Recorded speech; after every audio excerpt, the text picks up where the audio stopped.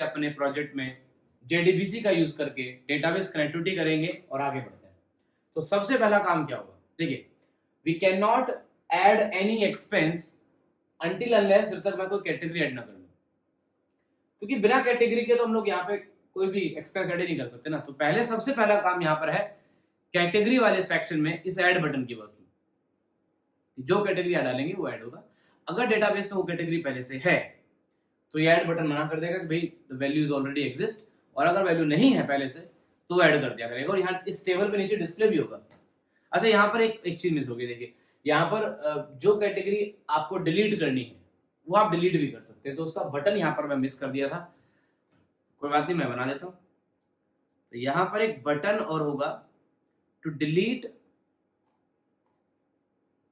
The choice category, जो आपको delete करनी हो तो आप डिलीट कर सके। तो डिलीट बटन जो है यहाँ पर होना चाहिए, जो भी यहाँ पर सिलेक्ट करोगे उसके ब्याज पे काम करेगा।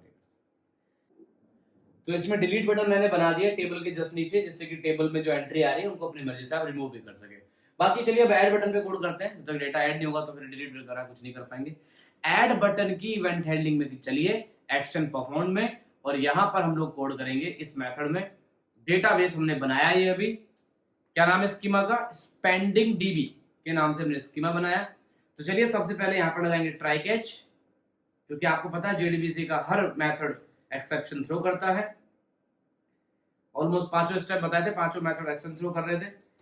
तो एक्सेप्शन हैंडलिंग पहले कर लेता हूं, और अगर कोई एक्सेप्शन आया तो मैं उसे J option pane dot show message dialog, container कोई नहीं, पेरेंट कंटेनर कोई नहीं है, और एक्सेप्शन ही प्रिंट करेगा। चलिए कोड स्टार्ट कहां से है। सबसे पहले इस वाले फील्ड का नाम क्या है, क्योंकि इस वाले फील्ड से वैल्यू गेट होगी। तो इस फील्ड का नाम है, अगर आप प्रॉपर्टीज में जाए, यहाँ दिख जाता है प्रॉपर्टीज में, तो इस वाले फील्ड का नाम है JTextField1। You can see here it is JTextField1। Navigator भी हेल्प करेगा आपको इस केस में, ये रहा। तो इस वाले फील्ड का नाम है JTextField1। बड़ा नाम है यार, मेरे को अच्छा नहीं लग रहा, तो मैं नाम इसका चेंज कर दिया। मैंने इसका नाम कर दिया T। तो T इसका नाम है।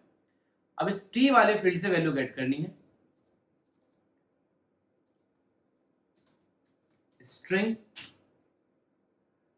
जो भी कैटेगरी वैल्यू आएगी C वेरिएबल में T डॉट गेट टेक्स्ट कर दिया, वैल्यू आ गई। डेटाबेस में स्टोर करने का समय है, ये वैल्यू डेटाबेस में स्टोर होगी, इंसर्ट वेरीफायर करनी है। उसके लिए सबसे पहला स्टेप क्या था, ड्राइवर लोड करना। लेकिन मैंने साथ में आपको ये बताया था कि ड्राइवर लोड करना इज डेप्रिकेटेड, अब ऑप्शनल है। अगर आप ड्राइवर लोड करेंगे भी तो भी कोई प्रॉब्लम नहीं, और ड्राइवर लोड नहीं भी करेंगे तब भी कोड चलेगा।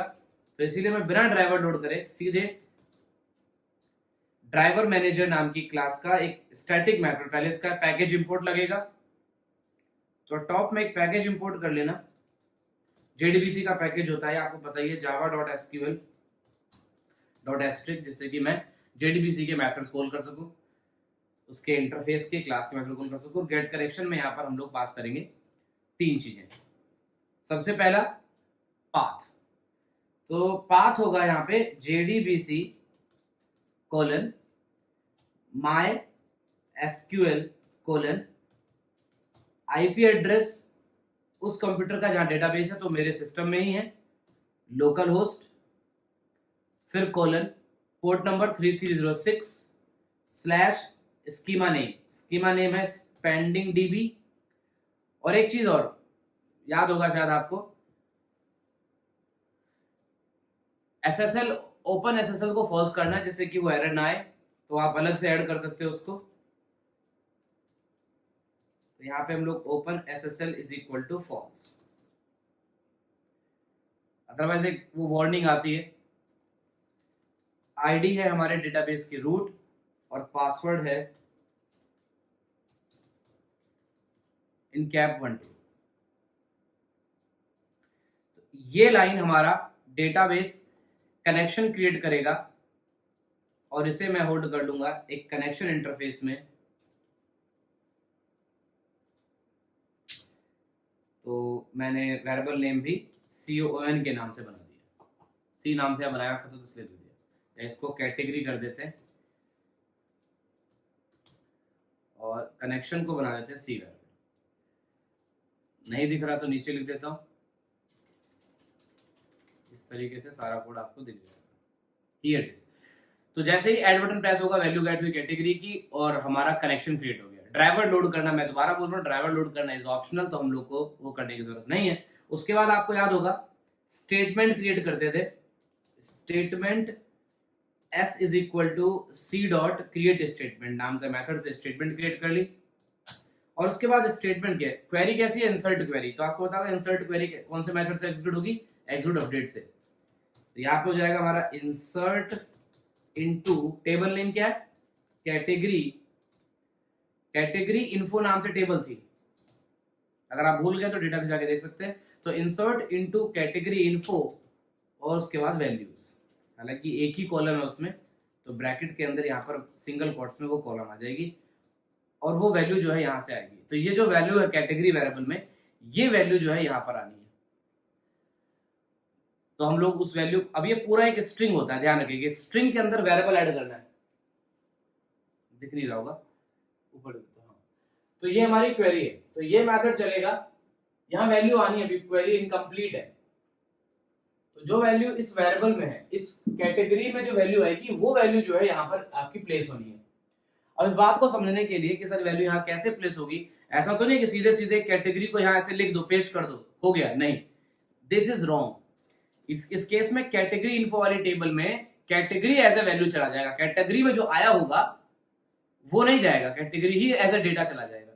एक वेरिएबल को स्ट्रिंग में कैसे रखते हैं, एक स्ट्रिंग के अंदर अगर वेरिएबल ऐड करना हो तो कैसे होगा, वो जानिए। तो जैसे एक सिंपल सा फंडा है, यहाँ पे हम लोग बात कर लेते हैं। जैसे मान लीजिए एक स्ट्रिंग वेरिएबल है, उसका नाम है A is equal to RAM store है, मान लीजिए इस वेरिएबल में। अब आपसे कहा जाता है कि प्रिंटिंग स्टेटमेंट लिखो system dot out dot println, और वहां पर ऐसे नेम इज इक्वल टू ये राम आना चाहिए और फुल स्टॉप। अब आप मुझे बताइए कि यहां पे अगर मुझे राम प्रिंट करना है तो मैं ए थोड़ा लिखूंगा, क्योंकि अगर मैंने ए लिख दिया तो name is equal to A full stop print होगा। अगर मुझे यहाँ ए की वैल्यू प्रिंट करनी है तो आप जानते हैं अच्छे से क्या करना होगा। तो उसके लिए हमें यहाँ पर इस वाली स्ट्रिंग को, इतनी स्ट्रिंग को अलग करो, फिर प्लस लगाओ और फिर इतनी स्ट्रिंग को अलग करो, तो ये स्ट्रिंग अलग हो जाएगी, इतना पार्ट ये अलग हो जाएगा, फिर बीच में ये वेरिएबल जुड़ेगा।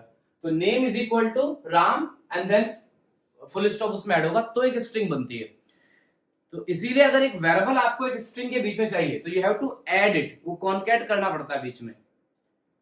तो इसीलिए अगर मुझे यहां पर इस सिंगल कोट के बीच में एक वेरिएबल चाहिए तो मुझे यहां पर पहले डबल कोट्स लगा के, डबल प्लस लगा के वो कैटेगरी वेरिएबल लिखना पड़ेगा। तो इसका मतलब ये होगा कि जब ये क्वेरी चलेगी तो ये query when this query executes, the value of category, the category variable contains will be concatenated with the string। तो वो स्ट्रिंग के साथ वैल्यू कॉन्कैट होगी और फिर क्वेरी जो है डेटाबेस में इंसर्ट करेगा हमारी एक रो को। उसके बाद because the job is done, तो हम एक मैसेज प्रिंट कर सकते हैं। मैसेज क्या होगा, कैटेगरी एडेड सक्सेसफुली जी, ये मैसेज हमारा डिस्प्ले हो जाएगा जो हमारा जॉब रन होगा। And then just close the connection, sorry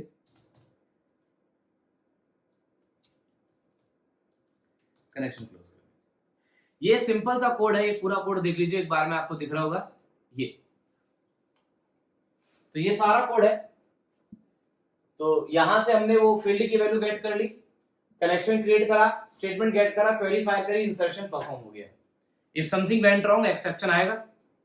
run करा कर देखिए इस फ्रेम को रन कराने के लिए इसी वाली कैटेगरी वाली फ्रेम पे राइट क्लिक कर रन फाइल कर लेना, तो सिंक इंडिविजुअल फाइल हो जाएगी। यहाँ पे मैं कैटेगरी डाल रहा हूँ लाइक सुगर,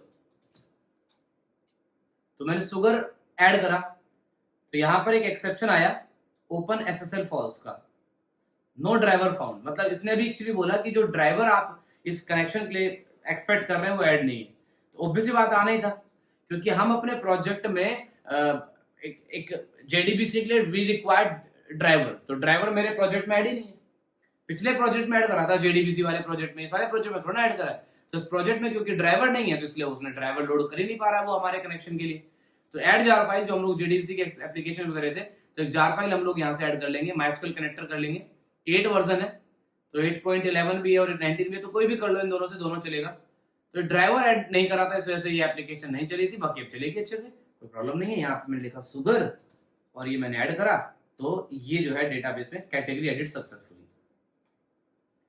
एक मैसेज आ रहा है, तो गलती से मैंने यहाँ पे ना ओपन एसएसएल लिख दिया है, जबकि इसीलिए एसएसएल का वर्डिंग फिर आ रहा है। काम हो गया, डेटाबेस में इंसर्शन हो गया। अगर आप डेटाबेस जाके देखेंगे तो डेटाबेस में कैटेगरी वाली जो टेबल है उसमें आप रिफ्रेश करिए, you will get a sugar as entry. लेकिन वो जो मैसेज आया था वो इस वजह से आया था कि यहाँ पे ओपन एसएसएल नहीं लिखते हैं, यहाँ लिखते हैं यूज एसएसएल, वो गलती से मिस हो गया था।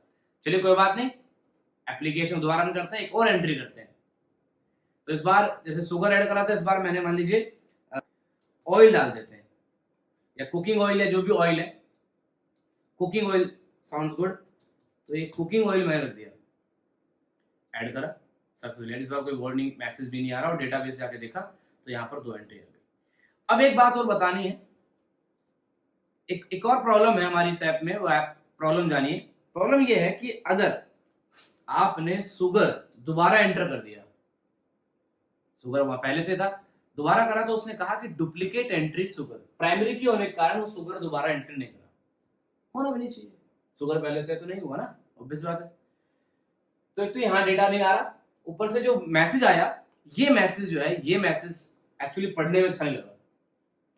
मतलब अभी जैसे हम तो डेवलपर हैं, हम लोग को समझ में आ रहा है किस वजह से प्रॉब्लम आई, लेकिन अगर यूजर को सॉफ्टवेयर देंगे और सॉफ्टवेयर के यूजर के सामने ऐसा मैसेज आएगा, वो डर जाएगा, देखिए क्या भयंकर सी चीज आ गई, सॉफ्टवेयर खराब तो नहीं हो गया, तो डर जाएगा क्या बात। तो इनफैक्ट होना ये चाहिए कि जब सुगर वो दोबारा एंटर करे तो मैसेज ये नहीं आना चाहिए, इसकी जगह पे आना चाहिए कि sugar is already exist, you are trying to enter the duplicate elements, तो ऐसा कुछ मैसेज आ जाए। तो ये मैसेज ना आके मैसेज को रिप्लेस करेंगे। तो कोडिंग में इस बात का ध्यान रखना होता है। तो एक्चुअली कहानी ये हुई है कि एक एक्सेप्शन आता है। देखिए इस सारे कोड से एक्सेप्शन अलग अलग टाइप के हैं। एसक्यूएल एक्सेप्शन हो सकता है, क्वेरी गलत हो तब भी एसक्यूएल एक्सेप्शन आएगा, कनेक्शन गलत हो गया, कोई पाथ गलत हो गया तब भी एसक्यूएल एक्सेप्शन आएगा। एक एक्सेप्शन और आता है एसक्यूएल कैटेगरी का ही एक्सेप्शन है, उसे कहते हैं एसक्यूएल इंटीग्रिटी कांस्टेंट वायोलेशन। मतलब ये तब आता है जब प्राइमरी की वायोलेशन होता है, प्राइमरी की में डुप्लीकेट एंट्री होती है। तो मैं चाहता हूं कि सर कोई भी दिक्कत हो ये कैच चले, लेकिन एक कैच और लगाऊंगा मैं। ये जो एक और कैच लगा रहा हूं, ये क्यों लगा रहा हूं, ये मैं लगा रहा हूं कि अगर इंटीग्रिटी कांस्टेंट वायलेशन हुआ स्पेशली तो ये कैच चले, बाकी सब पे चल जाएगा। तो इसके लिए मुझे यहाँ पर कैच में उसी क्लास का नाम लिखना होगा जो मैं यहाँ पर java.sql, क्योंकि पूरी क्लास का नाम याद नहीं है सर, वो यहाँ पैकेज से आ जाएगा। तो एसक्यूएल इंटीग्रिटी कांस्टेंट वायलेशन ये आ गया।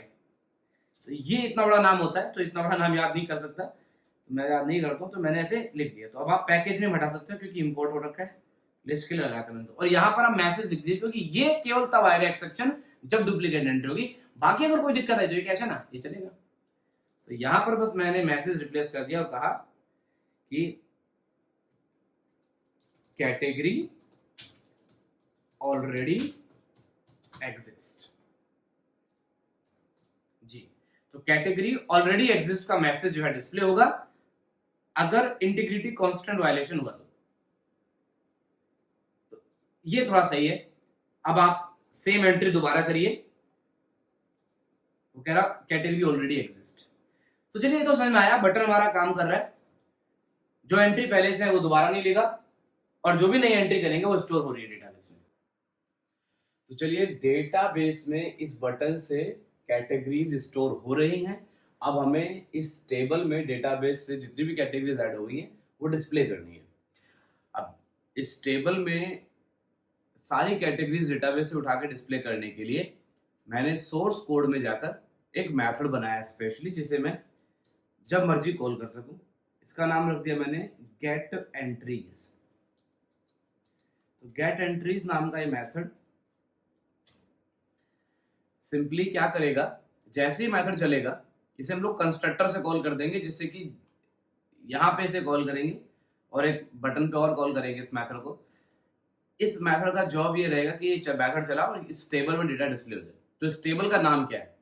तो इस टेबल का अभी जो नाम आप देख पा रहे हैं वो है जे टेबल 1। जे टेबल 1। तो आप या तो यही नाम यूज कर लें या फिर इसका नाम चेंज कर देते हैं। तो मैंने इसका नाम कर दिया टेबल, सिंपल टेबल। तो टेबल मेरे पास ये है और मैं चाहता हूं कि इस टेबल में डेटा जो है डेटाबेस से आए और डिस्प्ले हो। तो उसके लिए मुझे डेटाबेस के ऊपर एक क्वेरी फायर करनी पड़ेगी, select star from table name, जो भी है कैटेगरी इन्फो वाली, और उससे डेटा उठाना पड़ेगा सारा। कोई कंडीशन नहीं है क्योंकि सारी कैटेगरी चाहिए, तो कंडीशन कुछ नहीं होगी। और फिर इस टेबल नाम की जो टेबल है उसमें डेटा स्टोर करना है। तो सबसे पहले हम लोग क्वेरी फायर कर लेते हैं। तो ट्राई कैच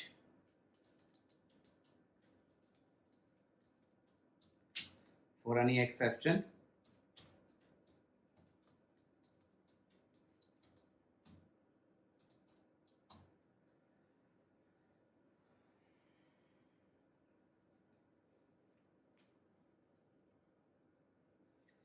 ये मेथड आ गया है और यहाँ पर हम लोग ठीक। अब आता है मेन कोड। यहाँ पर हम लोग रखेंगे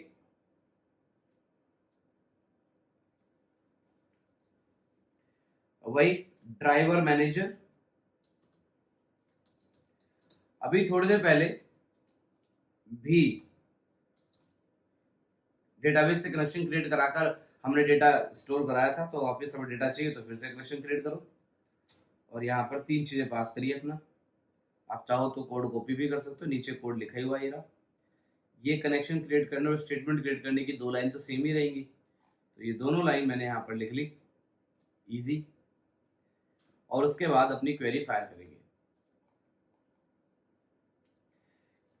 क्वेरी हो गई एग्जीक्यूट क्वेरी मेथड से। एग्जीक्यूट क्वेरी से क्वेरी हो जाएगी हमारी select star from category info. बस ये हमारी क्वेरी होगी। तो टेबल का नाम हमारा है कैटेगरी इन्फो, तो मैंने सीधे सीधे कैटेगरी इन्फो के ऊपर अपना टेब क्वेरी फायर कर दिया। आपको पता है एग्जीक्यूट क्वेरी में आता है रिजल्ट सेट, तो आरएस में वैल्यू गेट कर ली, रिजल्ट सेट। तो जितने भी रोज होंगी, मतलब अगर 5 कैटेगरी है तो 5 वैल्यू इसमें आ गई। अब वो पांचों वैल्यू मेरे को अपने टेबल में डिस्प्ले करनी है जिसका नाम है टेबल। तो अब इस वेरिएबल में सारी वैल्यूज हैं।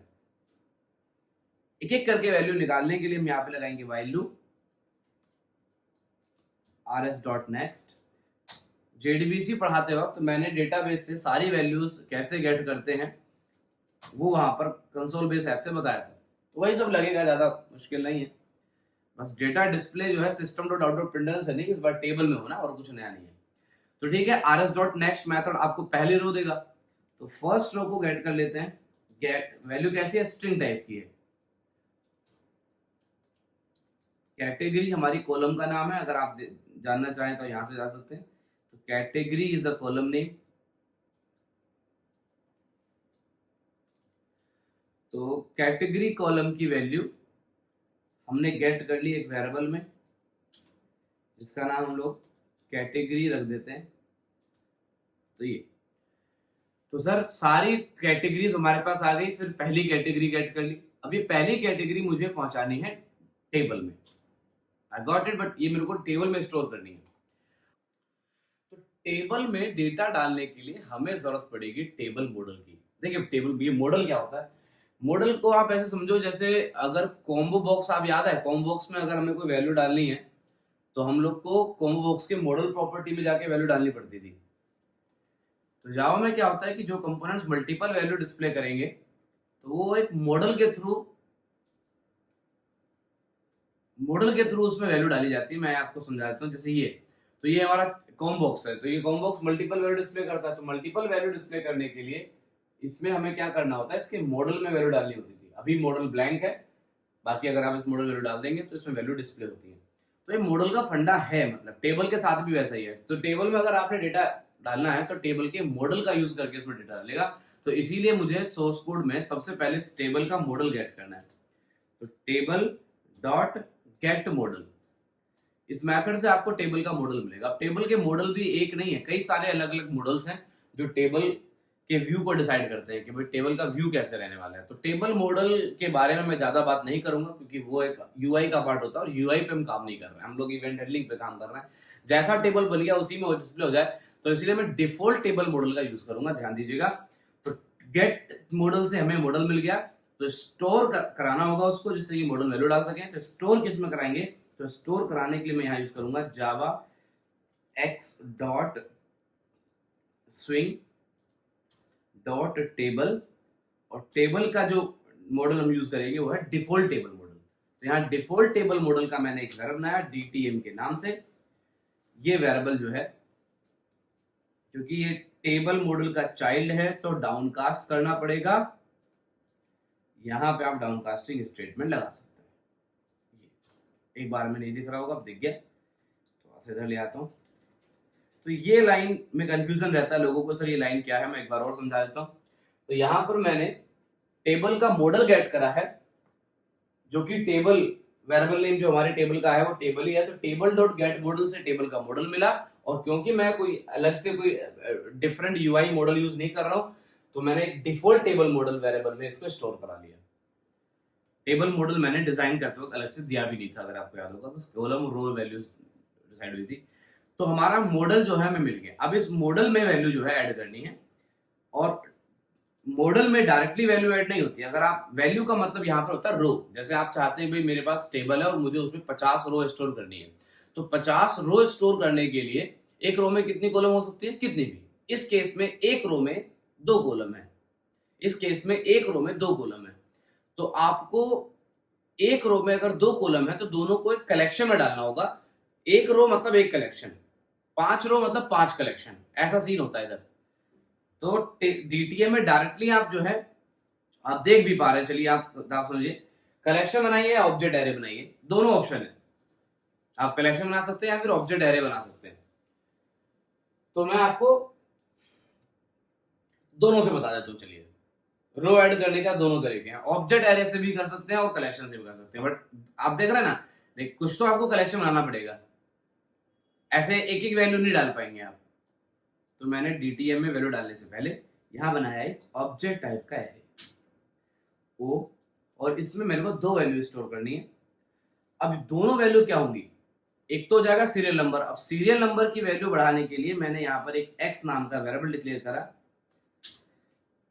या SN number is equal to 0, और यहां लिख दिया इस एरे में पहली वैल्यू आ जाएगी प्लस प्लस SN नंबर, और दूसरी वैल्यू क्या होगी, दूसरी वैल्यू होगी ये कैटेगरी।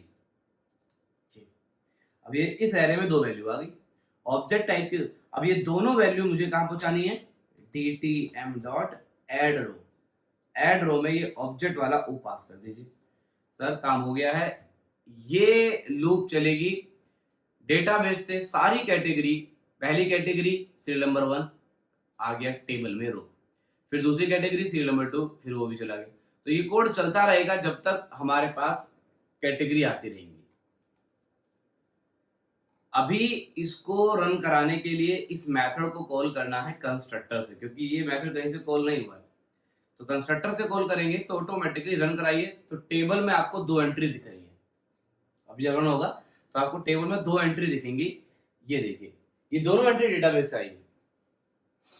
तो हम लोग यहाँ पर ऑब्जेक्ट एरे का यूज कर सकते हैं टेबल में वैल्यू पहुंचाने के लिए। अब इस लाइन की जगह आप कलेक्शन भी यूज कर सकते हैं। कलेक्शंस का की सेपरेट वीडियो है, कलेक्शंस टॉपिक में जितने भी array list, vector, link list और जितने भी हैश मैप, हैश सेट सब आते हैं, उसकी वीडियो अलग है। तो मैं यहाँ पर बहुत थोड़ा सा कलेक्शन यूज करूंगा इस काम को करने के लिए, बाकी काम आपका ऑब्जेक्ट एरे से भी हो रहा है। तो आप कलेक्शन अगर आप जानते हैं, नहीं जानते तो वो वीडियो से पढ़ लेना। मैं यहाँ पर कलेक्शन का यूज भी कर लेता हूँ। इसी काम को कलेक्शन से करने के लिए इसको कर देते हैं कमेंट, कंट्रोल/, शॉर्टकट होता है मल्टी लाइन कमेंट के लिए। तो यहां पर वेक्टर भी यूज कर सकते हैं। वेक्टर के लिए आपको करना होगा package import Java dot यूटिल package का, और यहाँ पे लिखिए वेक्टर क्लास का ऑब्जेक्ट। तो मैंने वेक्टर क्लास का ऑब्जेक्ट ऐसे ओ के नाम से बना लिया, चलिए यार रो के नाम से बना लो, आपका मन है। तो यहाँ पे आ जाएगा java.util.vector। ये हमारा पहले तो बन गया वेक्टर क्लास का ऑब्जेक्ट। अब मुझे क्या करना है, बस इस ऑब्जेक्ट में ऐड करना होता है वैल्यू। अब पहली वैल्यू क्या ऐड होगी, प्लस प्लस एसएन नंबर, जो पहली कॉलम होगी, और दूसरी कॉलम होगी वो कैटेगरी।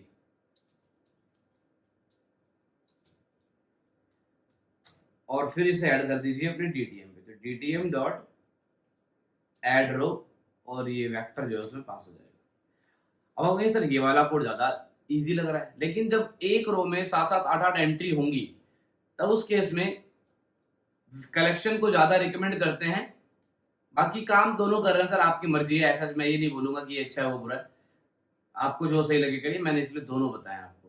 रन करा कर देखिए दोबारा से, इस फ्रेम को फिर से रन कराया तो आउटपुट वैसा ही आ रहा है, चाहे आप कलेक्शन से करें चाहे आप ऑब्जेक्ट एरे से करें, तो दोनों ऑप्शन अलाउड है। आपका मन है जिससे आप चाहे से कर सकते हैं। यहाँ कलेक्शन बनाकर पहले उसमें डाल के फिर उसे रो पे ऐड करो, या सीधे सीधे एरे में डाल के एरे ऐड कर दो, ऑब्जेक्ट एरे। तो इस तरीके से आप सीखे कि कैसे डेटा टेबल में, हमारा जो डेटाबेस से आके टेबल में डिस्प्ले होता है। अब एक प्रॉब्लम है, छोटी सी प्रॉब्लम अभी बाकी है, सारी प्रॉब्लम सॉल्व करेंगे। अब मैंने मान लीजिए नई कैटेगरी ऐड करी, नई कैटेगरी लाइक मैंने ऐसे कॉफी ऐड कर दी, कॉफी ऐड कर रहा हूं। अब कॉफी डेटाबेस में स्टोर हो गई है, लेकिन मैं चाहता हूं कि जो कॉफी डेटाबेस में स्टोर हो तो टेबल में भी रिफ्रेश हो, यहां भी दिखे कि भैया एक कॉफी कैटेगरी भी ऐड हो गई है, वो यहां नहीं आ रहा। तो वो कैसे आएगा, तो उसके लिए हम क्या करेंगे, जो मेथड हमने बनाया था गेट एंट्रीज, उसे कॉल कर लेंगे, जैसे कंस्ट्रक्टर में कॉल करा था वैसे ही इस मेथड को कॉल कर लेंगे ऐड बटन पे। ऐड बटन के सक्सेसफुल मैसेज के बाद कि भैया कैटेगरी एडेड सक्सेसफुली के बाद अगर मैं यहाँ पे उसे कॉल कर लूं तो मेरे बटन की क्लिक पे भी डेटा जो है यहाँ पर रिफ्रेश करेगा। अब इससे छोटी सी समस्या आएगी, लेकिन एक काम हो गया, जैसे एक कैटेगरी और ऐड कर दी हमने, लाइक आपने एग ऐड कर दिया, एग। अब ओके प्रेस करेंगे तो यहाँ पर आप देखिएगा एग भी दिखेगा, लेकिन दिखेंगे 3 एंट्री ऑफ। तो ये आप देखिए क्या दिख रहा है, coffee, cooking oil, egg, sugar, जबकि कॉफी, कुकिंग ऑयल और शुगर पहले था। तो ये रिपीटिशन कैसे हो गया, क्यों? क्योंकि आपने क्या करा, इस बटन की क्लिक पर इस टेबल के अंदर जो डेटा उठाने लाके, जो लेटेस्ट डेटा डेटाबेस में उसे उठाकर दिखाने वाली जो कहानी वो आपको दोबारा रिपीट कर दी, उससे टेबल में जो डेटा पहले था वो भी रहा और नया डेटा भी आ गया। तो यहाँ पर सीखने वाली बात ये है कि सर क्या करें कि कुछ ऐसा हो जाए कि बटन की क्लिक पर पुराना डेटा जो इस टेबल में है वो खत्म हो जाए और नया डेटा हमें दिखने लगे। मतलब जब मैं जब बोलूं कि भैया गेट एंट्रीज, तो गेट एंट्रीज पहले टेबल में जो एग्जिस्टिंग दिख रहा है वो सब हटे और नया दिखे। तो कुछ ये कमाल करना है, ये कैसे होगा? तो इसके लिए टेबल को एम्प्टी करने का कोड आपको करना होगा, रिमूव रो का कोड करना होता है। तो मैंने गेट एंट्रीज नाम की जो मेथड है उसमें कहा कि भैया सबसे पहले यहाँ पे ट्राई के अंदर रखते हैं, सबसे पहले जैसे ही मेथड चलेगा टेबल को एम्प्टी करेगा पहले, उसके बाद डेटा मिला या नहीं मिला बाद की बात रहेगी, जो उस टाइम वो वैल्यू होंगी वो आपको दिख जाएंगी। तो टेबल को एम्प्टी करने के लिए आपको टेबल मॉडल चाहिए। अब टेबल मॉडल तो आपने व्हाइल लूप में गेट कर रखा है, तो व्हाइल लूप में टेबल मॉडल गेट करना is not a good idea, क्योंकि व्हाइल लूप में अगर मॉडल गेट करोगे तो बार बार गेट होगा, जबकि उसके ऊपर काम बार बार होना चाहिए, बट मॉडल बार बार गेट नहीं होना चाहिए। मॉडल क्यों गेट कर रहे हो बार बार? उस टाइम तो कर दिया था, ठीक है, आपको समझाने के लिए मॉडल की जरूरत है, लेकिन मॉडल को अगर मैं गेट करना ही है और मैं पहले ही गेट कर लूं टॉप में, तो उससे ये ज्यादा बेनिफिशियल है। इससे क्या होगा, एक बार मॉडल गेट होगा, अब वो कितनी बार आप उसमें डालो। तो मॉडल तो मैंने गेट कर लिया टॉप में, अब मैं चाहता हूं कि जो मॉडल गेट हो तो उसका पहले टेबल का डेटा एम्प्टी हो। उसके लिए मैंने क्या करा, DTM dot get row count एक मेथड होता है, ये कॉल करना पड़ेगा पहले। इस मेथड से आपको पता चलेगा कि जब ये गेट एंट्रीज कॉल हुआ तो टेबल में डेटा था कितना। अब हो सकता है उस टेबल में एक भी डेटा ना हो सकता है उस टेबल में कुछ 3-4 एंट्री जो ऐड मेथड से ऐड बटन पे दिख रही थी पहले से थी, वो 3 वैल्यू हो, 10 वैल्यू हो, 0 हो, कुछ हो सकता है। तो मैंने यहाँ पर रो काउंट आरसी नाम के वेरिएबल में वैल्यू गेट कर ली। अब यहाँ पे कंडीशन लगा दी व्हाइल लूप कि भैया RC minus minus not equal to 0। अब ये क्या कहानी, अब आरसी नाम के वेरिएबल मान लीजिए 5 रो आई तो ये लूप चलेगी 5 बार, आरसी में आई 0 तो ये लूप चलेगी एक बार भी नहीं। समझ में आ रहा है? तो यहाँ पे क्या करेंगे, यहाँ पर करेंगे कि भैया जब 5 बार चले तो रिमूव रो मेथड कॉल करेंगे और यहाँ पर बात करेंगे रो का इंडेक्स। तो जिस रो का इंडेक्स आप दे देंगे वो रो रिमूव हो जाएगी। मेरे पास 5 रो है, तो मैंने क्या करा, 5 बार 0 पास कर दिया। अगर 5 रो एग्जांपल बोल रहा हूँ, तो अगर ये लूप 5 बार चल रही है तो 5 बार 0 रो रिमूव हुई। तो जैसे पहली 0 रिमूव हुई, 0 बोलते हैं इस जे टेबल में, रो इंडेक्स 0 से स्टार्ट होता है, तो जैसे 0 रो रिमूव हुई तो सेकंड रो फिर 0 रो बन जाएगी। ऐसे ऊपर शिफ्ट होता रहता है रो। तो 0 0 0 0 5 बार रिमूव कराएंगे और टेबल पूरी खाली। तो ये कोड है टेबल को एम्प्टी करने के लिए, और उसके बाद जैसे टेबल एम्प्टी होगी तो ये कोड तो उसे फिल कर ही देगा टेबल को वापस। लेकिन इस बार क्या होगा, पुराना हट जाएगा, नया आ जाएगा। अगर पुराना होगा तो, नहीं तो फिर कोई प्रॉब्लम ही नहीं है। ये देखिए, ये सारी नई एंट्रीज आपको आ रही हैं। अब अच्छी बात ये है कि अगर मैं कोई और कैटेगरी ऐड कर रहा हूँ, जैसे मैंने एक कैटेगरी ऐड कर दी कोई भी कैटेगरी रख सकते हैं, घर के सामान का कुछ आइडिया ज़्यादा नहीं है, तो चलिए क्लॉथ्स डाल दिए। तो क्लोज मैंने ऐड करे, तो ये देखिए जैसे ऐड करूंगा यहाँ पे क्लोज दिख जाएगा आपको, मतलब सक्सेस मैसेज के बाद ये। अब जो एंट्री आप यहाँ देख रहे हैं वो रिपीट नहीं हुई इस बार, ये तो ठीक है। तो ये बढ़िया हमारा काम हो रहा है। अगर आपने मान लीजिए कोई स्पेलिंग गलत कर दिया, कोई एंट्री आप चाहते हैं कि यार ये एंट्री तो मैंने गलती से ऐड कर दी थी, रिमूव करना, तो रिमूव करने का काम है। टेबल में डेटा डिस्प्ले करने का जो सिनेरियो समझ में आ गया। अब यहाँ पर सिंगल 2 कॉलम का है, ऐसे ही ये कॉलम बढ़ जाएंगी, कोड लेकिन नहीं रहेगा। कोडिंग पार्ट समझना जरूरी है। तो इस तरीके से ये सब हुआ है। सबसे पहले गेट एंट्रीज नाम एक मेथड बना लिया जिससे उसे बार बार कहीं भी कॉल कर सकूं। जैसे फ्रेम ओपन होगा तो कैटेगरी दिखे, जब जब कैटेगरी ऐड करें तब वो कैटेगरी रिफ्रेश हो। तो मैंने इसीलिए एक मेथड को बना के उसे दोनों जगह कॉल कर लिया। आप चाहे तो उस मेथड को प्राइवेट बना सकते हैं, जिससे से बाहर से कोई कॉल ना कर सके। और ये बेहतर है, इनकैप्सुलेशन लगाना चाहिए। तो ये हमारा काम हो गया। अब जो नई बात मैं यहाँ पर बताने जा रहा हूँ ये है कि मैं चाहता हूँ कि जिस पर्टिकुलर कैटेगरी को मैं सेलेक्ट करूँ, मान लीजिए मैंने इसको सेलेक्ट करा और डिलीट बटन दबा दिया, तो डिलीट हो जाए। तो टेबल रिफ्रेश कर देंगे गेट एंट्री से, गेट एंट्री कॉल करेंगे तो वापस से वो रिफ्रेश कर देगा टेबल को। बाकी डिलीट का कोड मैं इस बटन पे करने जा रहा हूँ। अब टेबल में डेटा डिलीट कैसे करते हैं, डेटाबेस से जो टेबल में डिस्प्ले हो रहा है वहां से बैठेगा और डेटाबेस से भी वो एंट्री हट जाएगी।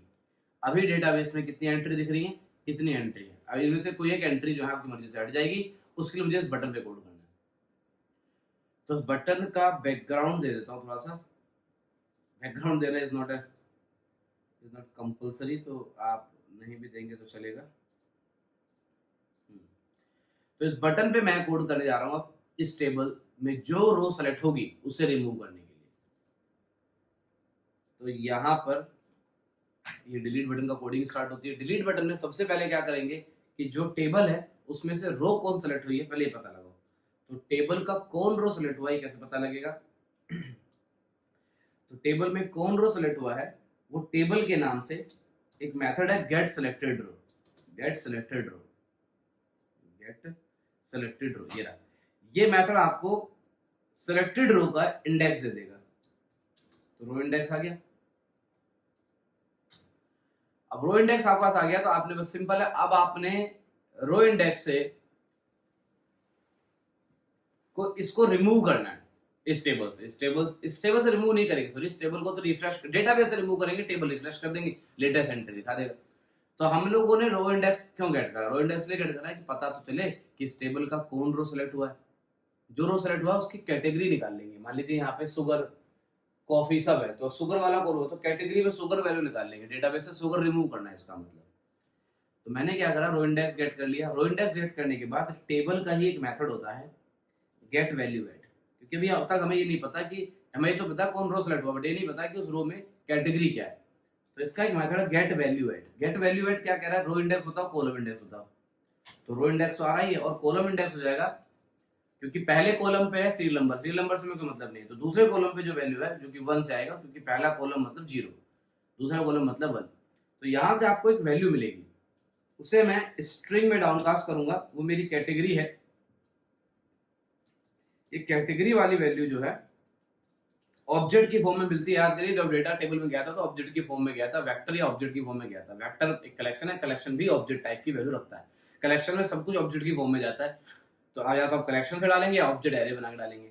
तो जो भी आ वैल्यू जाएगी तो वो आपको डाउनकास्ट करके निकालनी होती है। तो टेबल से वैल्यू निकालनी मैंने, जो सेलेक्ट हुई रो उसके सेकंड कॉलम की वैल्यू आ गई। तो इसका मतलब कैटेगरी में वैल्यू आ गई है जो डिलीट होनी है।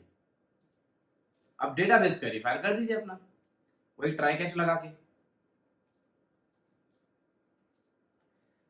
तो मैंने यहां पर वापस से कनेक्शन क्रिएट करेंगे, कनेक्शन बिल्ड करेंगे, कनेक्शन बिल्ड करने का कोड मैंने वापस कॉपी कर लिया और यहाँ पे पेस्ट कर दिया। कनेक्शन क्रिएट होने के बाद अगला जॉब क्या, डिलीट क्वेरी चलाइए। तो इस बार डिलीट क्वेरी चलाने के लिए एग्जीक्यूट अपडेट मेथड कॉल करेंगे और डिलीट क्वेरी होगी ये, delete from category info where category is equal to single quotes, और यहां पे आ जाएंगे डबल कोट्स लगा के, डबल प्लस लगा के, वो कैटेगरी वाला वेरिएबल जिसमें हमने कैटेगरी स्टोर कर रखी है एक्चुअली, ये लास्ट में सेमीकोलन। तो जैसे ही ये मेथड चलेगा कैटेगरी इन्फो वाली, ये मेथड जैसे ही चलेगा कैटेगरी इन्फो वाली टेबल से डेटा डिलीट हो जाएगा। बस एक मैसेज प्रिंट कर देंगे, सक्सेसफुली डिलीटेड।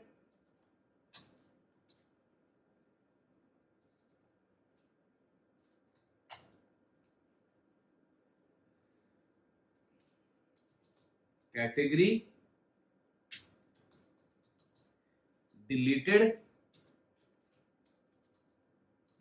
सक्सेसफुली, ये मैसेज। और लास्ट में एक चीज मत भूलिएगा, डेटाबेस से डिलीट तो हो जाएगा लेकिन टेबल को भी तो रिफ्रेश करना चाहिए, अभी नहीं करते, देखते प्रॉब्लम समझ में आनी चाहिए। अब इसको रन कराया और मैंने कहा कि भाई मेरे को ये एग डिलीट करना है, तो मैंने डिलीट करा, तो ये डिलीट हो गया डेटाबेस से। यहाँ नहीं, यहाँ पे अभी रिफ्रेश नहीं हुआ, लेकिन डेटाबेस जाके देख लो आप, डेटाबेस में एग नहीं है, तो सर यहाँ क्यों नहीं हुआ, यहाँ भी तो होना चाहिए। तो टेबल को रिफ्रेश करने के लिए क्या करना है, बस कि आपकी टेबल में डिस्प्ले हो तो उसके लिए गेट एंट्री कॉल करना होता है। गेट एंट्री कॉल करिए, सारा काम होने के बाद गेट एंट्री कॉल करोगे तो गेट एंट्री क्या करेगा, पुराना डेटा हटाएगा। कहां गया, हाँ ये रहा गेट एंट्री वाला कोड, तो ये है ना, वो पुराना डेटा हटाएगा और नया डेटा लेटेस्ट आपको दिखा देगा।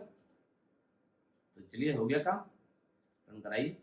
इस बार कोई भी कैटेगरी, मान लीजिए आपने इस बार क्लोज हटा दिया, तो ये क्लोज वहां से तो जाएगा ही और यहाँ भी रिफ्लेक्ट करेगा कि ये यहाँ क्लोज नहीं रहा, यू कैन सी दैट। तो इस तरीके से आप अपने एप्लीकेशन में, जावा कोर एप्लीकेशन में डेटाबेस से ऑपरेशंस कर सकते हैं। यहां पर हमने 3 चीजें सीखी, how to insert the data to the database via GUI app, how to get the data from the database to the GUI app, and how to delete something from the database via GUI app. तो ये GUI application के through database पे काम भी कर पा रहे हैं और ये काम हो रहा है। पूरी कहानी में एक बात आपको समझ में आ गई होगी कि सर एक दिक्कत है, अगर मुझे मेरे प्रोजेक्ट पे 50 बटन होंगे तो मुझे 50 बटन पे अगर डेटाबेस से काम करना रहा तो मुझे 50 बार कनेक्शन क्रिएट करना है और 50 बार वो कनेक्शन क्लोज हो रहा है। This should not be done. ये काम हो गया हमारा, ये कैटेगरी वाला जो हमारा फ्रेम है इट्स कंप्लीटली डन। बट मैं इस कैटेगरी पे जो कोडिंग की गई है उसको इंप्रूव करना चाहूंगा। आपको एक बात बतानी है, वो बात बता देता हूँ। प्रॉब्लम क्या है कि जब आपने ऐड बटन पे कोड करा तो आपने वहां पर कनेक्शन बिल्ड करा और काम होने पर कनेक्शन क्लोज कर दिया। फिर उसके बाद गेट कैटेगरी वाला जो मेथड था, सॉरी गेट एंट्री वाला मेथड था, वहां भी आपने कनेक्शन बिल्ड करा और काम होने पर कनेक्शन क्लोज कर दिया। करना चाहिए, करा नहीं था, बट करेंगे तो है ही ना। मैंने मिस कर दिया बट आप तो नहीं मिस करेंगे, obvious बात है। और वैसे ही डिलीट होने के बाद जब आपका काम हो गया तो आप कनेक्शन क्लोज यहां भी करेंगे। तो प्रॉब्लम क्या है, प्रॉब्लम यह है कि मान लीजिए एक रिवर है, उस रिवर को आपको 50 बार क्रॉस करना है। तो अगर उस रिवर को क्रॉस करना है तो आपने क्या करा, एक ब्रिज बनाया, रिवर क्रॉस करी और जाके ब्रिज तोड़ दिया। अगली बार जब क्रॉस करना हुआ तो फिर जाके ब्रिज बनाया, फिर ब्रिज तोड़ दिया। तो ऐसे 50 बार अगर आपको एक रिवर क्रॉस करना है तो 50 बार ब्रिज बनाना is not a good idea, समझ रहे हैं। तो अगर मुझे अपनी ऐप में 50 बार डेटाबेस से बात करनी है, 50 बार मुझे मेरे ऐप अलग अलग बटन्स पे मुझे डेटाबेस की कोडिंग चाहिए, तो मैं बार बार कनेक्शन क्रिएट क्यों कर रहा हूं। ये कनेक्शन क्रिएट करने का जो लाइन है, ये स्टेटमेंट क्रिएट करने का जो लाइन है, ये बार बार लिखना और इसका चलना आपके एप्लीकेशन की परफॉर्मेंस को डिग्रेड कर रहा है। तो अगर आप अपनी एप्लीकेशन का परफॉर्मेंस डिग्रेड नहीं करना चाहते हो, चाहते हैं कि सर ऐसा कुछ हो जाए कि अगर कनेक्शन बना हुआ है तो यूज हो, नहीं बना तो बने, अदरवाइज बना है मेरी ऐप में कनेक्शन पहले से तो मैं उसी को यूज कर लूं, दोबारा ना बनाऊं। अब इस काम को करने के लिए हमें डेटाबेस का कोड अलग फाइल में लिखना होगा। तो अब मैं क्या करूंगा, मैं अपने प्रोजेक्ट में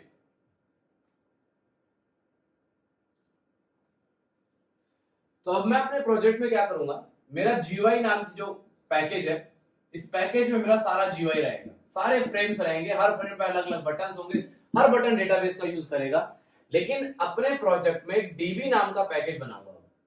इस पैकेज में एक क्लास बना दूंगा किसी भी नाम से, DB कनेक्ट के नाम से बना दी, और इस वाली क्लास में रख दूंगा डेटाबेस का कोड। एक पैकेज बनाकर DB करंट नाम की क्लास बना के इस क्लास में रखेंगे डेटाबेस का कोड, स्टैटिक कर देंगे, क्योंकि कोर जावा एप्लीकेशन है तो ऐसा कोई इंटरनेट से कुछ यहाँ पे होना नहीं है, तो ऐसे रन करते वक्त एप्लीकेशन में कोई अफेक्शन आएगा नहीं। तो स्टैंड अलोन ऐप है तो स्टैटिक कनेक्शन बना सकते हैं। तो मैं डेटाबेस पैकेज में DB करंट नाम की क्लास में कनेक्शन को स्टैटिक करके फिर पैकेज और क्लास के नाम से यहाँ पे कॉल कर लिया करूंगा। तो अगर इस वाले GUI को कनेक्शन चाहिए तो पैकेज और क्लास के नाम से यहाँ कॉल करिए, रहेगा सब एक ही प्रोजेक्ट में। तो आप जो कोड यहां लिखेंगे वो यहां सब जगह लिखने का जरूरत नहीं है, बस उसे वहां लिख के कॉल कर लेंगे। तो जब जब जरूरत होगी कॉल कर लीजिए, एक जगह कोड लिख के और उसे बार बार कॉल करना इज अ गुड आइडिया। इससे हमारा डेटाबेस का कोड भी अलग हो जाएगा। कल को मान लीजिए, अगर सोचिए इस ऐप में अब क्या यहाँ पे कनेक्शन बनाया, यहाँ पे कनेक्शन बनाया, और आपका मान लीजिए स्कीमा नेम चेंज हो गया कल को, या टेबल नेम बदल गया, या टेबल नेम छोड़ो, चलो स्कीमा नेम बदल गया, या ओरेकल में आ गए मान लीजिए, माइस्क्यूएल छोड़ गए, तो क्या करना पड़ेगा पता है, हर बटन पे जा जाके आपको चेंज करना पड़ेगा पाथ। और डेटाबेस अगर सेपरेट फाइल में होगा तो पूरे प्रोजेक्ट में डेटाबेस बदलने के लिए केवल उस फाइल में जाके चेंज कर दीजिए, आपका सारा का सारा कोड वहां से आ रहा था, तो जो वहां लेटेस्ट होगा वो आगे आया करेगा। तो हमेशा डेटाबेस के कोड को सेपरेट रख के चलना चाहिए। और मैं यहां पर आगे बढ़ने से पहले अपने प्रोजेक्ट में एक्सपेंसेस ऐड करने और उनके ऊपर काम करने से पहले मैं आपको डेटाबेस की कोडिंग को सेपरेट फाइल में कर देता हूं। अब वो कैसे करेंगे सर? तो ये हमारा हो गया कैटेगरी ऐड करने का कोड। तो हम लोग क्या करेंगे, अब यहां पर एक पैकेज बनाएंगे अपने प्रोजेक्ट में। तो मेरा प्रोजेक्ट है स्पेंडिंग ट्रैकर, यहां पर एक नया पैकेज बना रहा हूं और उसका नाम रख दूंगा मैं DB। इस पैकेज में चाहता हूं कि एक जावा की क्लास बने, Java class, no JFrame, proper core Java class, जिसका नाम मैं रख दूंगा DB कनेक्ट, या जो आपको नाम सही लगे, नाम से कुछ फर्क नहीं पड़ता, DB कनेक्ट नाम रख दिया मैंने। अब इस क्लास में दो वेरिएबल बनाऊंगा, क्योंकि इन दोनों वेरिएबल की जरूरत ज्यादा है, तो दो हम लोग यहां पर बनाएंगे, पब्लिक स्टैटिक, एक तो कनेक्शन वेरिएबल कनेक्शन C, जिसके लिए पैकेज इंपोर्ट लगाना पड़ेगा दोस्त, इंपोर्ट java.sql.asterisk, एक वेरिएबल ये और एक वेरिएबल स्टेटमेंट, क्योंकि हमें ज्यादा यूज तो स्टेटमेंट का है, ST लिख दो, एस लिख दो, मर्जी आपकी है। तो ये मैंने बनाया। अब इन दोनों की वैल्यू तो नल है सर, क्योंकि इस क्लास के अंदर अगर ये लोड होते ही क्रिएट होंगे तो नल होगा, तो नल नहीं रखेंगे, लोड होते ही वैल्यू इसमें सेट हो जाएगी। तो स्टैटिक ब्लॉक का सारा लूंगा इस बार। स्टैटिक ब्लॉक क्या होता है, क्लास के लोड होते ही एग्जीक्यूट हो जाता है, और इसके अंदर यहां लिख देंगे अपन ट्राई और कैच। यहां से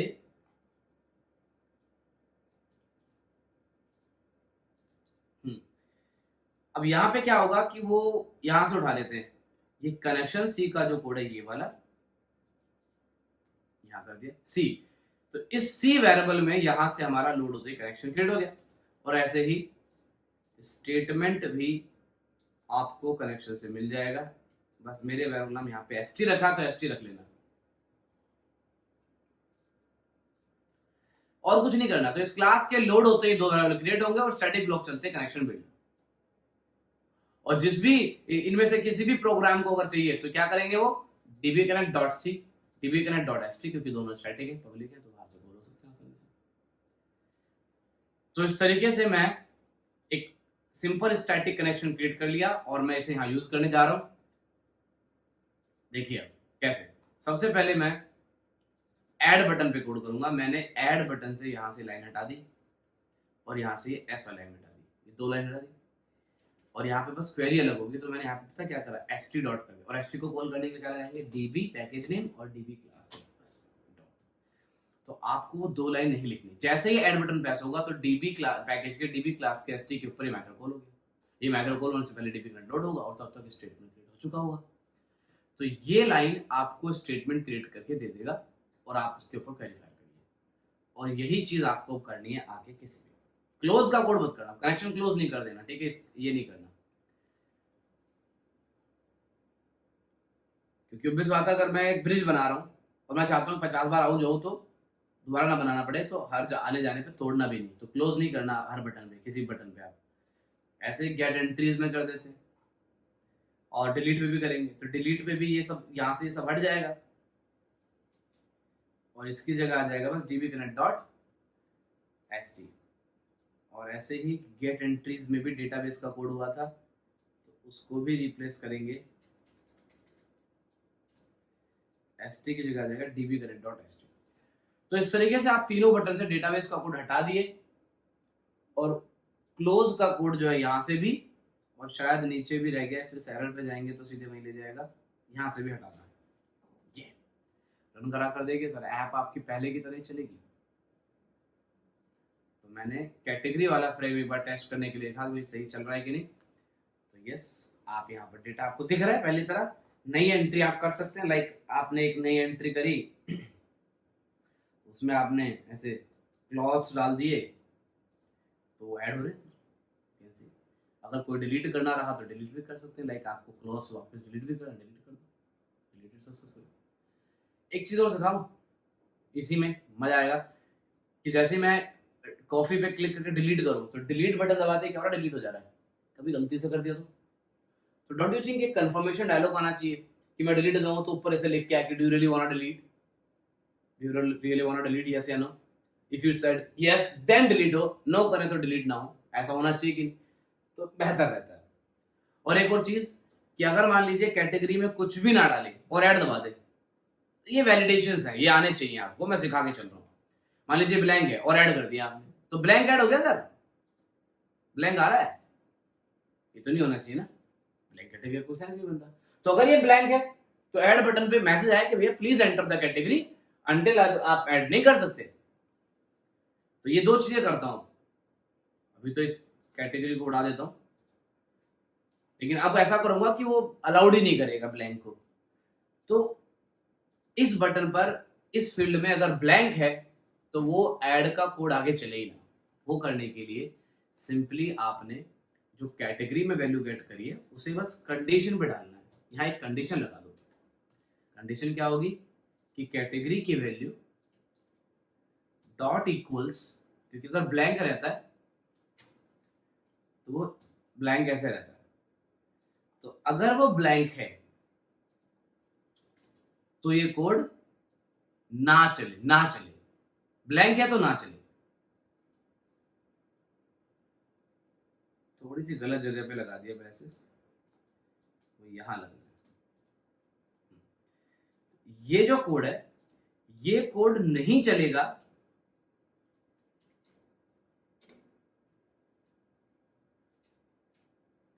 ये कोड नहीं चलेगा। तो नहीं का तो कंडीशन नहीं है, तो कंडीशन ब्लैंक ही है, तो यहाँ नोट लगा दो। तो अगर मैं यहाँ नोट लगा दूंगा तो क्या होगा कि अगर वो ब्लैंक नहीं है तो ये कोड चलेगा और ब्लैंक है तो ये कोड चलेगा ही नहीं। तो क्या लगा देंगे उसके लिए, एल्स। और एल्स में मैसेज दिखाएंगे प्लीज एंटर द कैटेगरी,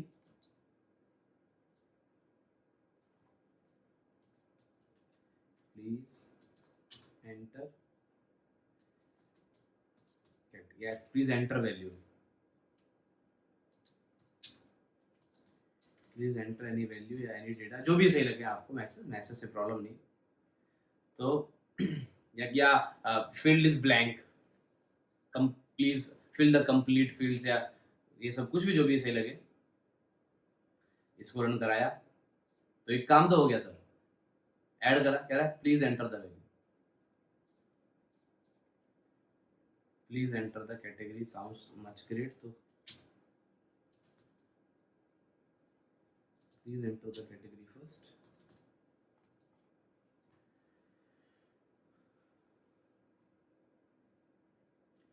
अब दूसरा क्या था कि मैं चाह रहा था कि जब डिलीट करूं तो सीधे डिलीट ना हो जाए, तो ये डिलीट का जो कोड है ये डायरेक्ट चल रहा है, तो ये एक कंफर्मेशन डायलॉग पे चलना चाहिए।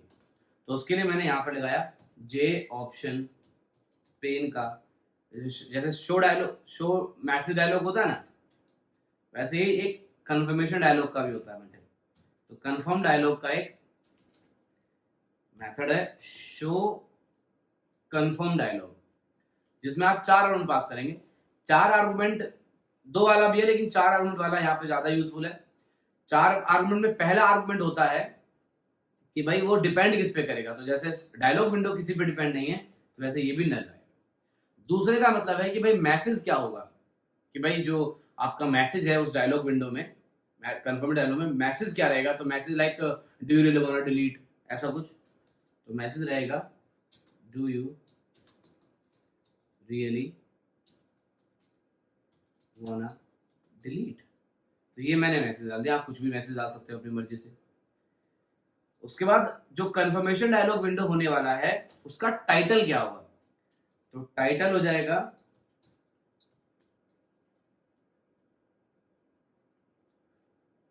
कंफर्मेशन विंडो या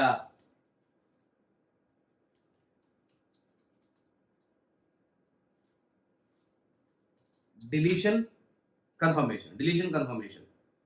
और जो सबसे लास्ट का आर्गुमेंट रहेगा इसमें वो रहता है कि जो कंफर्मेशन डायलॉग विंडो आएगा उसमें आपको बटन्स कैसे चाहिए, ऑप्शंस क्या क्या चाहिए। जैसे एक होता है यस ऑप्शन, केवल जब कंफर्मेशन डायलॉग विंडो आएगा उसमें लिखेगा do you really want to delete, yes only yes, no होगा ही नहीं, मजा नहीं आ रहा ना, मेरे को भी अच्छा नहीं लगता, केवल यस का ऑप्शन नहीं चाहिए, यस नो का ऑप्शन चाहिए। एक ऑप्शन यस नो कैंसिल भी, 3 बटन आएंगे। तो कैंसिल का मतलब होता है कि जो डायलॉग विंडो है वो बंद हो जाएगा, तो ऊपर क्रॉस जो रेड कलर का होता है उससे बंद होता ही है। तो कैंसिल वाला मेरे को सही नहीं लगता, मैं यस नो ऑप्शन वाले बटन पे क्लिक करूंगा, ये यस नो वाला हमारे पास मिल गया। तो ये मेथड है एक तरीके से जो आपको एक कंफर्मेशन डायलॉग विंडो ओपन करके देगा। तो इस कोड से आपको कंफर्मेशन डायलॉग विंडो ओपन होगा, लेकिन अभी तो हमारा काम, अब जैसे ही ये मेथड चलेगा तो कंफर्मेशन डायलॉग विंडो से कंफर्मेशन डायलॉग विंडो ओपन होगा, और मैं चाहता हूं कि उसका जो रिजल्ट आया है, जैसे मान लीजिए इससे कंफर्मेशन डायलॉग विंडो ओपन हुआ, अब आपने यस या नो कुछ करा होगा, तो यस करा तो आर में यस आ गया, नो करा तो नो आ जाएगा। तो बस मुझे यहाँ पर कंडीशन लगानी है कि आर में क्या आया, तो R is equal to J option pane dot yes, मेरे को यस पे काम करना है, तो मैंने यस ऑप्शन में मैंने लिखा है R is equal to double equal to, we are comparing the value. तो इस लाइन से आपको जो है यस या नो में से कोई एक बटन प्रेस होगा, यस हुआ तो आर में यस आ जाएगा, और मैंने कहा अगर आर पे यस आया तो जो डिलीट का कोड था ना वो टाइप कर दिया, तो डिलीट का कोड इस में आ जाएगा। और अगर आपने नो करा तो कुछ ना चले, I don't need any code कि वही नो पे कुछ हो, चला के देखिए फील आएगा। मैंने क्लिक करा, क्या कह रहा है, do you really want to delete, मैंने कहा नो, तो nothing happens, but if I said yes, okay कर दिया, वो बीच में बटन दब गया था इधर, तो डिलीट हो गया। बाकी तो आप चाहो तो करके देख सकते हैं, 100 उड़ा दी इस बार, अगर आपने बोला यस तो यस उड़ गया 100। तो ये कंफर्मेशन डायलॉग विंडो का जो कोड है ये वाला, ये आप लगाकर और फिर कंडीशन लगाकर अपने मेन कोड को इस तरीके से कंडीशन पे रख सकते हैं। तो यहां पर ये कैटेगरी वाला जो फ्रेम है, ये छोटे से फ्रेम से कई सारी बातें आपको समझ में आएंगी। अब ये कई सारी चीजें जो है आपके बड़े फ्रेम, जो कि आपका व्यू स्पेंडिंग वाला है और स्पेंडिंग ट्रैकर वाला जो फ्रेम है प्रोजेक्ट का, उनमें यही सब कोड लगेगा, बस स्केल बढ़ जाएगा। वहां फील्ड ज्यादा होंगे कॉलम के, जैसे यहाँ पे 2 कॉलम के फील्ड थे, वहां 4-5 कॉलम के फील्ड होंगे। तो चीजें ऐसी ही होंगी, डिलीट के ऑप्शन जैसे यहाँ है वैसे वहां होंगे, कंफर्मेशन डायलॉग विंडो वहां भी रखेंगे। तो ये कैटेगरी वाले फ्रेम से समझ में आया कि चीजें कैसे होने जा रही है। अब हम अपने प्रोजेक्ट के बाकी के फ्रेम का कोड करते हैं। अगर वीडियो पसंद आई तो please like the video, subscribe my channel. Thank you so much, bye bye.